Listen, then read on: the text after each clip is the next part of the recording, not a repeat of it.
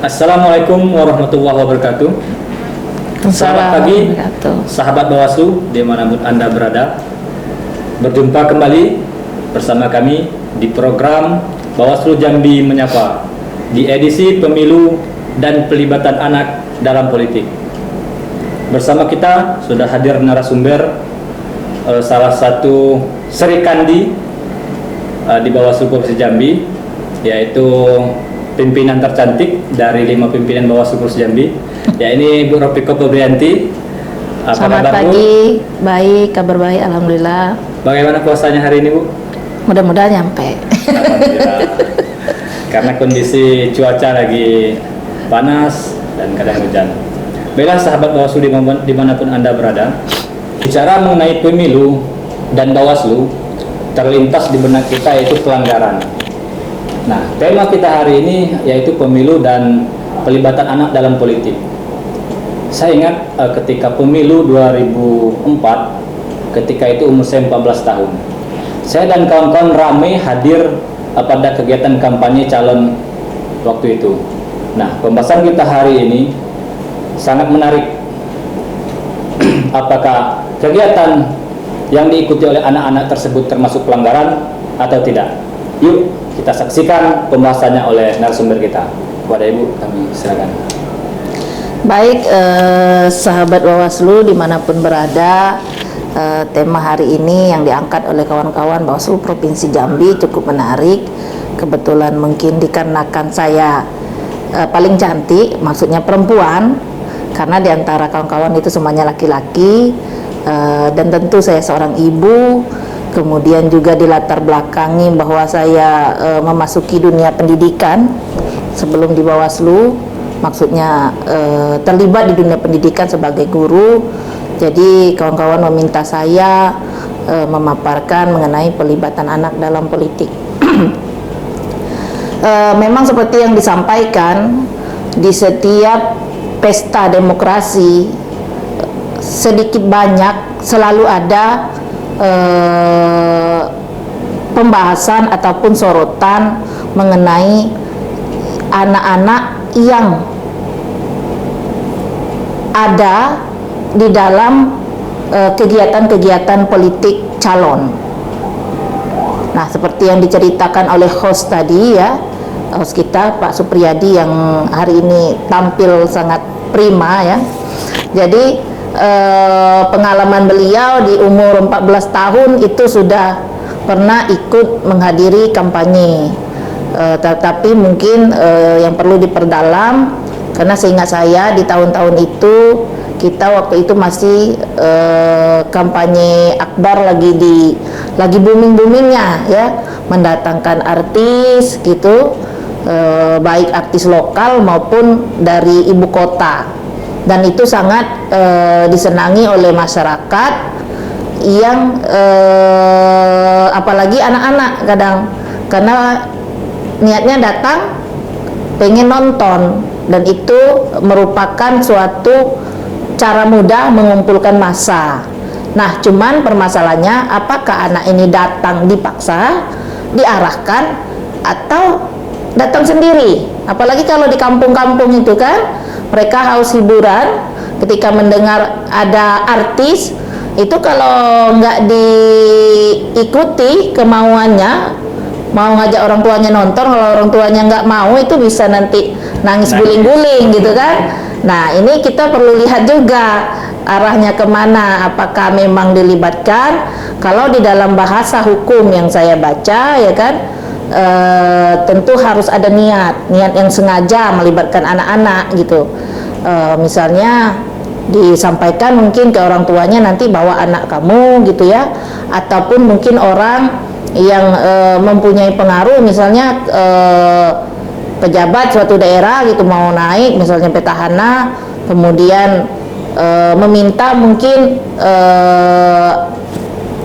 kepala dinas, mungkin oknum gitu ya, yang kebetulan mungkin mempunyai kuasa ke arah anak-anak didik untuk menghadiri misalnya kampanye di suatu tempat untuk mengerahkan anak-anak didik. Nah, di sana itu ada suatu unsur secara niat memang melibatkan anak-anak gitu. seringkali anak-anak terlibat atau dilibatkan dalam kegiatan calon, apalagi 2020 ini ada pemilihan kepala daerah. Jadi apa peran Bawaslu untuk melakukan pencegahan agar anak-anak tidak dilibatkan dan tidak terlibat pada kegiatan calon kepala daerah tersebut? Baik, ini pertanyaan yang sangat menarik karena untuk di Jambi sendiri akan ada pemilihan gubernur dan wakil gubernur. Kemudian di 5 kabupaten ya, Bungo, Sungai Penuh, Tanjab Barat, Tanjab Timur, Bungo, Batanghari. Nah, Batanghari itu akan melakukan pilkada pemilihan kepala daerah. Dan sangat mungkin akan ada keterlibatan daripada anak-anak. Kita perlu melihat secara aturan. Secara aturan untuk pilkada kita menggunakan Undang-Undang 10 tahun 2016 ya, tahun 2016. Kemudian kita membandingkan dengan Undang-Undang Pemilu di tahun 2017. Ada perbedaan kewenangan di Undang-Undang 10 untuk pilkada dengan di Undang-Undang Pemilu mengenai keterlibatan anak di dalam politik. Di Undang-Undang 10 itu secara prosedurnya ya tidak dibahas mengenai pelibatan anak ini. Jadi payung hukumnya itu menggunakan peraturan perundangan lainnya, karena di Perbawaslu di Undang-Undang 10 pun juga tidak disebut, tidak dibahas khusus untuk pelibatan anak ini. Jadi yang bisa kita gunakan kalau di tahapan pemilihan pilkada ini itu kita harus melibatkan pihak terkait yang mempunyai kewenangan untuk melakukan penindakan terhadap pelibatan anak ini, yaitu dalam hal ini adalah KPAI. Tapi berbeda di Undang-Undang Pemilu tahun 2017. Di Undang-Undang Pemilu tahun 2017 itu di pasal 280 ayat 2 huruf K kalau tidak salah saya, kemudian di pasal 493 sangat jelas aturannya tidak boleh melibatkan WNI yang tidak mempunyai hak pilih. Nah, di sini kita bisa memasukkan anak, karena anak-anak di bawah umur 17 tahun kecuali dia menikah ya, itu belum punya hak pilih. Nah, kemudian di pasal 493-nya jelas juga ada sanksi. Ada sanksi 1 tahun, kemudian denda 12 juta untuk yang melakukan secara sengaja tindakan di pasal 280 tadi. Nah, karena itu ada pasal pidana untuk pemilu itu, pelanggaran terhadap pelibatan anak ini bisa langsung ditangani oleh Bawaslu ya, langsung dengan cara kan kita Bawaslu ada laporan dan temuan. Nah, ini bisa masuk ke Sentra Gakumdu. Di Sentra Gakumdu, kemudian jika ternyata memenuhi unsur pelanggaran, ini naik, ini nanti akan ditangani sesuai prosedur di bagaimana caranya mengenai SG. Kemudian, seandainya nanti tidak memenuhi unsur pelanggaran, ini baru bisa kita libatkan lagi perundangan lain yang jelas mengatur tidak boleh melibatkan anak ke dalam politik, yaitu undang-undang yang nanti kewenangannya ada di KPAI ya, yang di sana juga lebih keras untuk bahwa itu akan dilakukan merupakan tindakan pidana, tetapi yang punya wewenang adalah KPAI. Bahkan hukuman pidananya lebih berat, yaitu 5 tahun dan denda 100 juta. Tetapi untuk pilkada ini kewenangan itu tidak masuk ke dalam ranahnya Gakumdu. Jadi kalau memenuhi kita beranggapan Bawaslu ini ada keterlibatan secara sengaja melibatkan anak-anak, maka oleh Bawaslu ini diteruskan ke KPAI. Betul itu?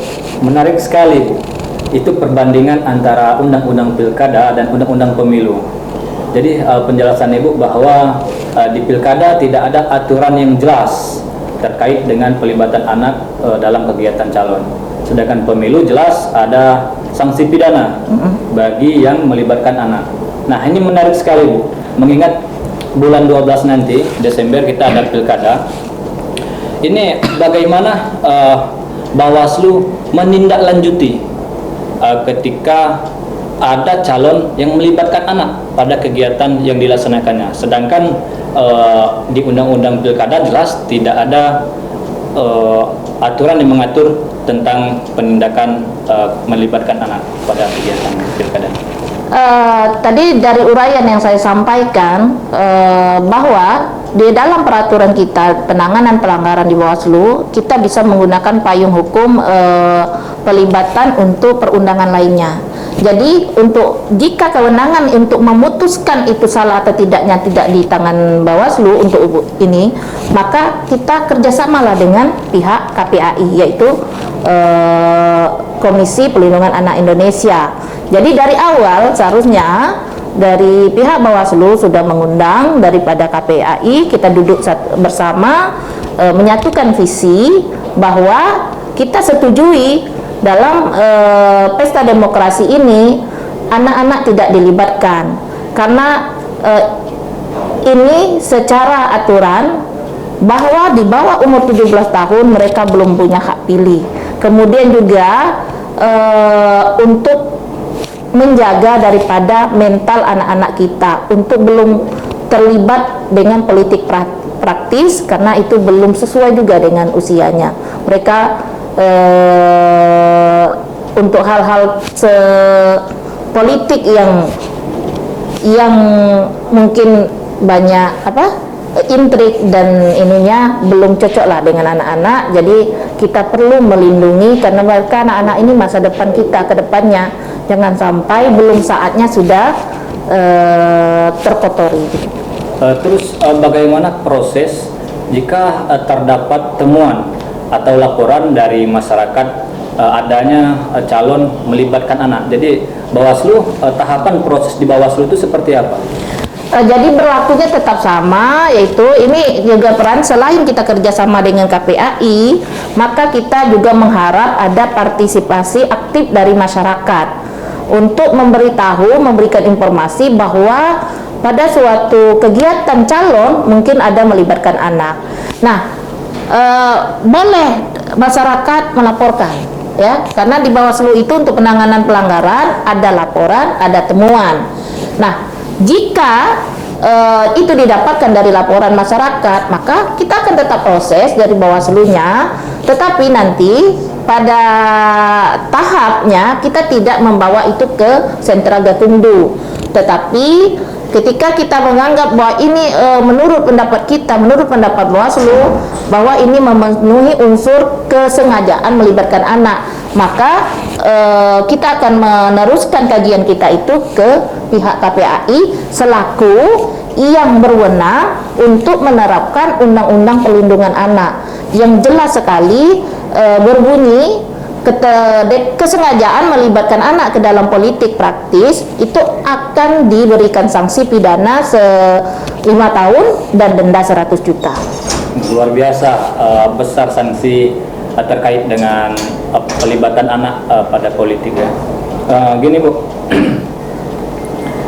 mengingat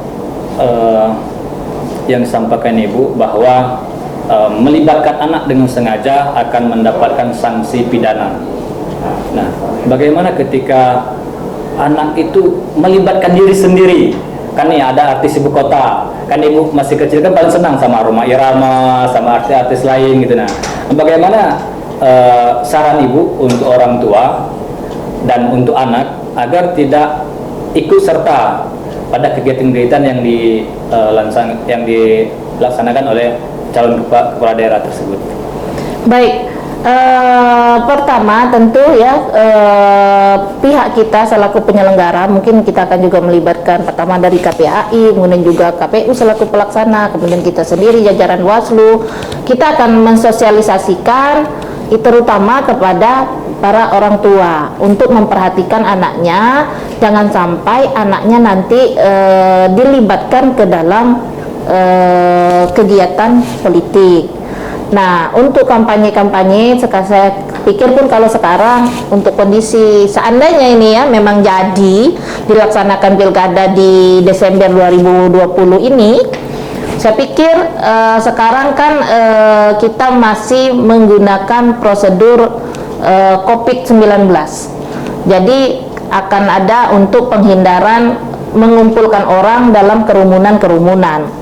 Saya pikir untuk mendatangkan artis-artis, apalagi nanti dikumpulkan di lapangan ya seperti metode-metode dulu, saya pikir KPU perlu membuat aturan kampanye. Dan pada masa ini saya pikir sangat tidak disarankan ya. Bahkan kalau bisa dibuat larangan yang kampanye sifatnya mengumpulkan orang sejumlah kampanye umum itu biasanya ya, kampanye rapat umum yang cuma sekali ya, biasanya sekali atau 2 kali itu di dalam selama tahapan kampanye yang mengumpulkan orang dalam jumlah banyak, misalnya di suatu lapangan atau apa tempat, maka kita sarankan kalau bisa karena ini masanya COVID-19 untuk tidak dilakukan. Nah, untuk anak-anaknya sendiri tentu perlu bantuan terutama dari orang tua. Kita perlu menjelaskan apa efek negatif daripada anak-anak dilibatkan ke dalam politik. Kemudian juga mungkin kita perlu masuk ke sekolah-sekolah ya yang belum boleh anak-anak memilih, misalnya SMP ya, SMP, SD, karena terkadang tuh pernah kita lihat ya mungkin di berita-berita ada anak-anak nanti dipasangi logo-logo daripada tim, entah itu diikat kepalanya kemudian jadi gendong oleh orang tua.